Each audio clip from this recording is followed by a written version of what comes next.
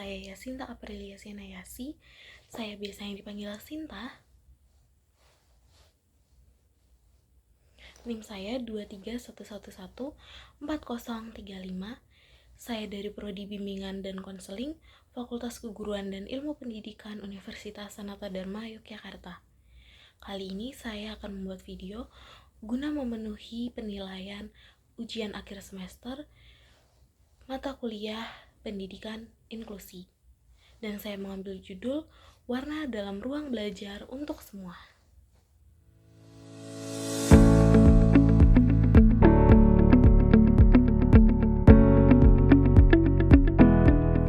Nah, sebelum itu, aku punya satu kalimat yang aku harap bisa berguna bagi kita, yaitu setiap warna adalah unik dan melalui wadah pendidikan, semua individu peserta didik termasuk mereka yang berkebutuhan khusus adalah unik dan berharga, sehingga kita harus disatukan dalam satu palet yang aman, adil, dan menyenangkan. Nah, sebelum kita beranjak lebih jauh, kita harus mengerti dulu nih, apa itu peserta didik berkebutuhan khusus, atau yang lebih lanjut akan kita sebut sebagai PDBK. Peserta didik berkebutuhan khusus atau PDBK adalah peserta didik yang memiliki karakteristik, kemampuan, dan atau kondisi yang berbeda secara signifikan dari rata-rata seusianya.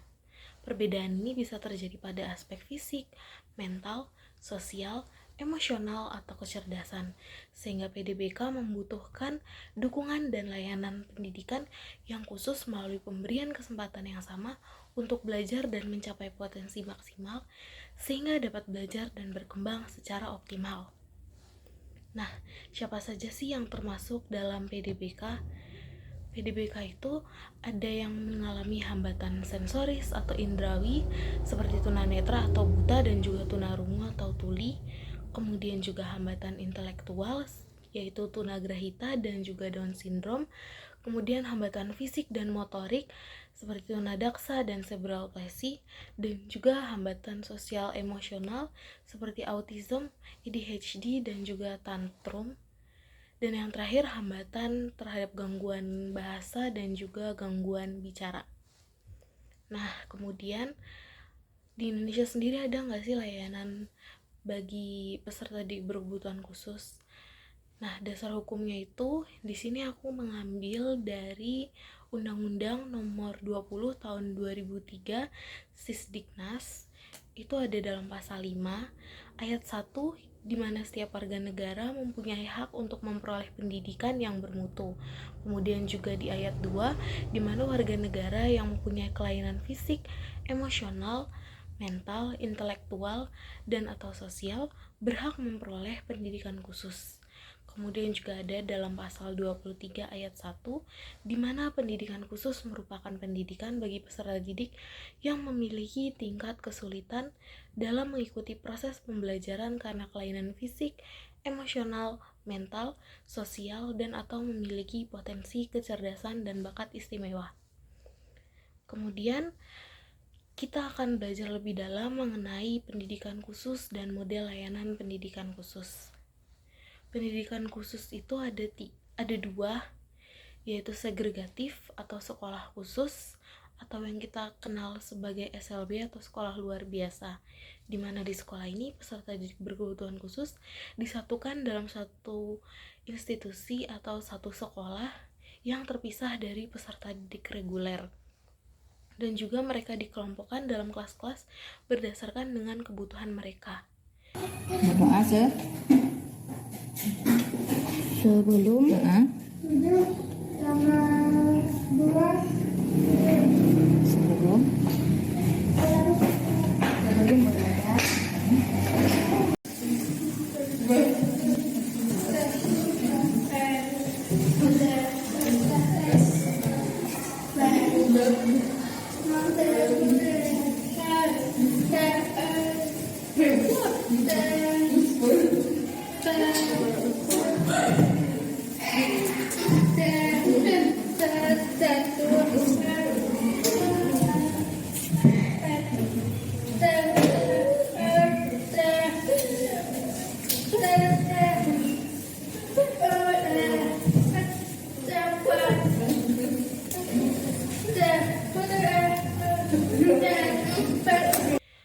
Kemudian yang kedua ada non-segregatif atau pendidikan terpadu atau mainstreaming. Di mana mainstreaming ini berarti peserta didik berkebutuhan khusus disatukan dalam satu institusi atau satu sekolah dengan peserta didik reguler pada umumnya.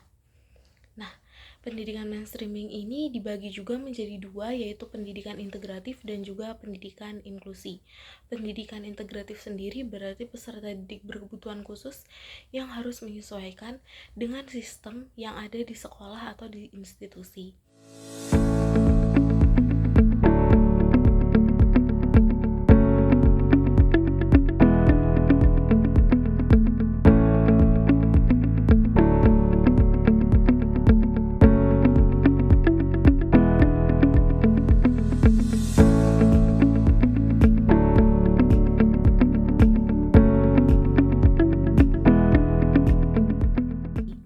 Sedangkan pendidikan inklusi berarti sistem pada institusi atau sekolah yang menyesuaikan dengan kebutuhan khusus dari peserta didiknya.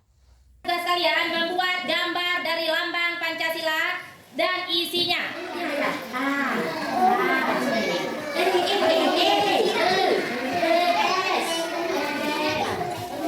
Rantai. Ini kesini ya. Rantai. Buat gambar Pancasila mau? Mau? Ayo kita buat gambar rantai ya.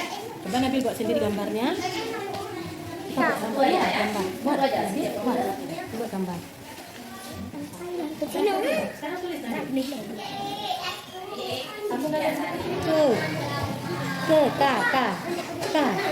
K Nabil, ucap Nabil K. Ini bagus ini. Ini N. Ya, apa namanya ini sayang? Apa namanya? Y, coba. Sekarang bulatnya. Bulat seperti bola. Dua manusia yang ada yang berhadap incar jaga. Ya. Meletakkan membawa itu untuk pipa. Iya, tepuk tangan semuanya.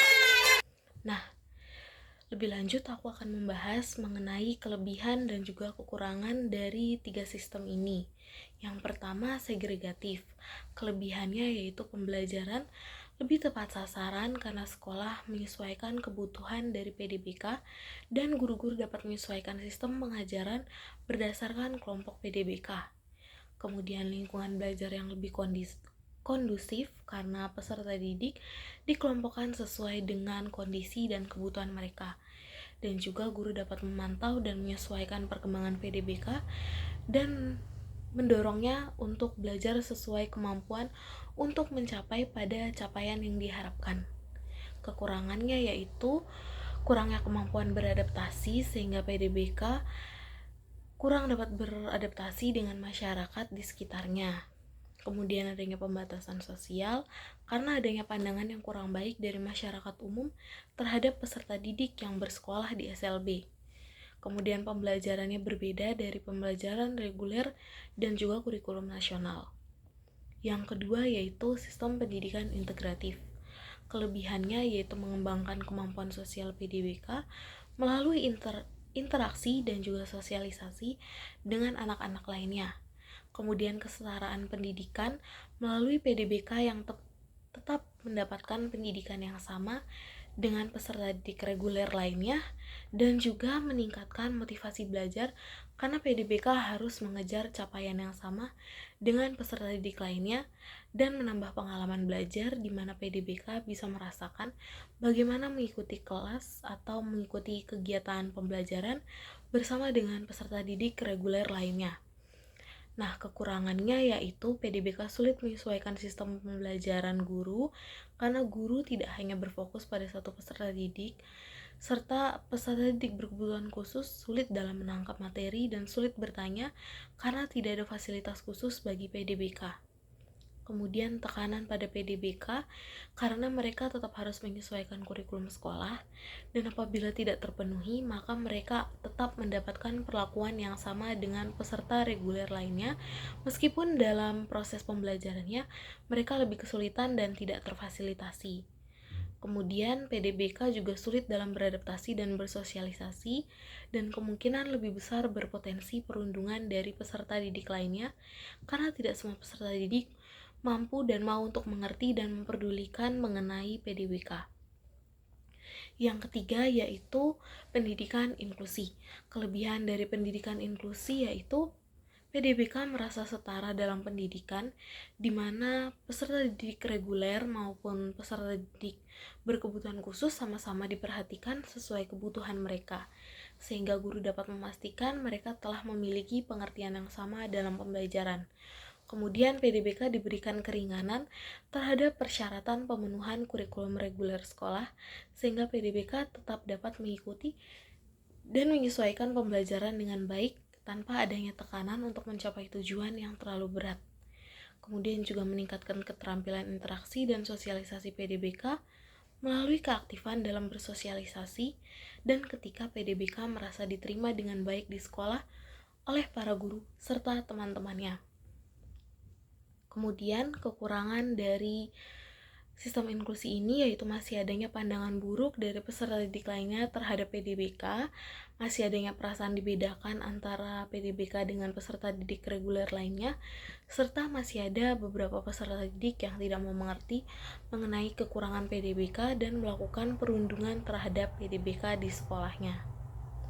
Kemudian aku mau menambahkan mengenai prinsip-prinsip pendidikan inklusi, di mana ada 7 prinsip pendidikan inklusi. Yang pertama, non-diskriminasi, di mana setiap peserta didik memiliki hak yang sama dan tidak boleh ada pembedaan. Yang kedua, aksesibilitas, di mana sarana dan prasarana yang ada harus disesuaikan untuk menjamin seluruh peserta didik termasuk PDBK. Yang ketiga, partisipasi penuh dari setiap peserta didik, di mana setiap peserta didik harus dapat memiliki kesempatan untuk berpartisipasi dalam kegiatan pembelajaran, termasuk PDBK tidak boleh diisolasi atau dipisahkan dari peserta didik reguler lainnya. Yang keempat yaitu kesetaraan dalam pendidikan, di mana semua peserta didik harus memiliki kesempatan yang sama untuk mencapai capaian pendidikan, meskipun masih perlu adanya dukungan atau perhatian khusus bagi PDBK. Yang kelima, pendekatan berbasis kemampuan peserta didik, di mana kurikulum serta metode pembelajarannya harus disesuaikan dengan kemampuan PDBK dan tidak memaksakan PDBK untuk mencapai capaian yang sama dengan peserta didik reguler. Yang keenam, yaitu kolaborasi antar pemangku kepentingan, di mana perlu adanya kerjasama antara semua pihak, baik guru, staf, dan orang tua dalam menciptakan lingkungan yang inklusi. Dan yang terakhir atau ketujuh yaitu penghargaan terhadap keberagaman, di mana setiap anggota sekolah harus menerima dan menghargai setiap kemampuan dan kebutuhan dari setiap peserta didik. Kemudian, aku juga menambahkan mengenai falsafah pendidikan bagi PDBK Sekolah Inklusi. Ada 4, yaitu penerimaan terhadap perbedaan, belajar hidup bersama dan bersosialisasi, integrasi pada lingkungan, dan pendidikan untuk semua.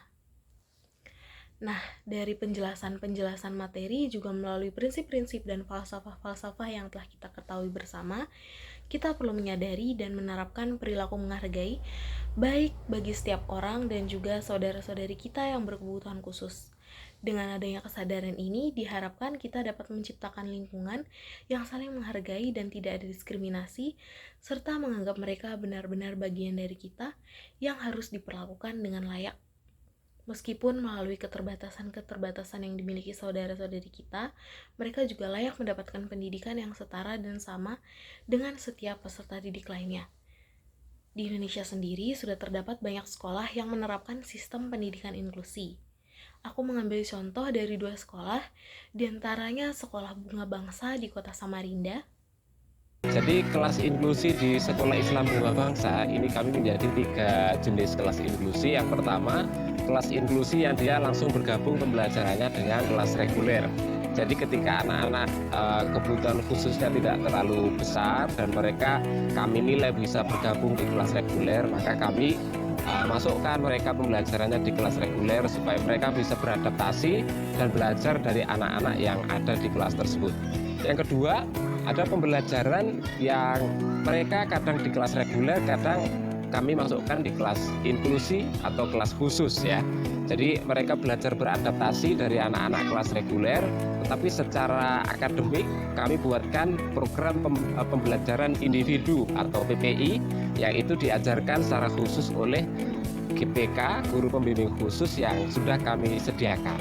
Nah, yang ketiga ada kelas yang memang full 100% mereka belajar di kelas inklusi. Jadi mereka masih butuh terapi, masih butuh banyak didampingi oleh shadow teacher yang setiap hari secara intensif memberikan pendampingan perilaku kepada anak-anak berkebutuhan khusus yang ada, sehingga anak-anak yang seperti ini kami berikan pembelajaran secara full di kelas inklusi. Dari video ini menunjukkan bahwa tidaklah mustahil bagi suatu sekolah untuk menyatukan setiap warna dari berbagai keragaman peserta didik. Peserta didik reguler dan peserta didik berkebutuhan khusus dapat disatukan meskipun memang perlu adanya perhatian dan kepekaan terhadap penanganan bagi mereka. Kemudian saya juga mengambil salah satu contoh dari salah seorang peserta didik yang berprestasi di SMA Negeri 1 Kota Bekasi.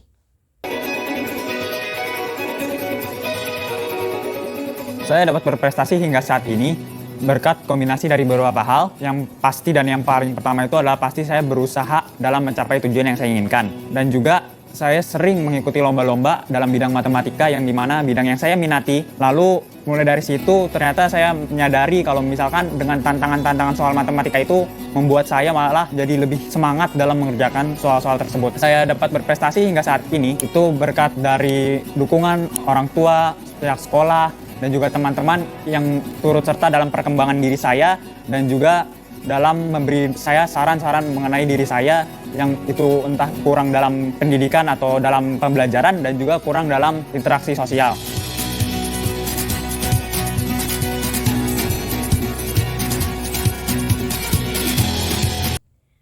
Dari video tersebut menunjukkan bahwa peserta didik berkebutuhan khusus juga dapat menghasilkan prestasi-prestasi dan berbagai keragaman bakat yang dapat dikembangkan melalui dukungan dan dari lingkungan sekitarnya dan apresiasi baik dari orang tua, teman, maupun pihak sekolah. Selain itu juga sering terdapat pameran lukisan oleh teman-teman dan adik-adik kita yang merupakan penyandang disabilitas. Seperti desain atau gambar-gambar karya penyandang disabilitas tunarungu dan tunagrahita dari SLB 02 Lenteng Agung Jakarta Selatan yang menuangkan karya seni mereka ke dalam media botol minum, tas, dan wadah sedotan. Karya-karya ini adalah buah dari hasil kerja keras mereka selama mengikuti pelatihan desain grafis bersama mahasiswa Fakultas FISIP Hubungan Internasional Universitas Indonesia.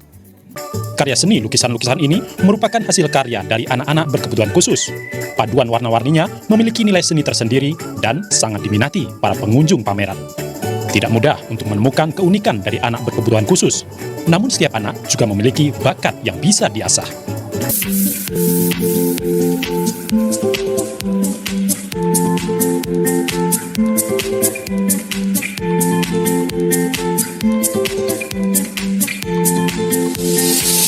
Jadi, di balik setiap kekurangan yang dimiliki setiap orang, pasti ada kelebihan yang dimiliki. Begitu pula dengan peserta didik berkebutuhan khusus, dengan adanya kekurangan, mereka juga tetap dapat berusaha untuk memandirikan diri mereka dan menjadi bermanfaat bagi lingkungan sekitarnya. Dengan potensi yang ada, mereka juga pastinya memerlukan dukungan dari orang sekitar, dari lingkungan rumah, juga dari lingkungan pendidikan.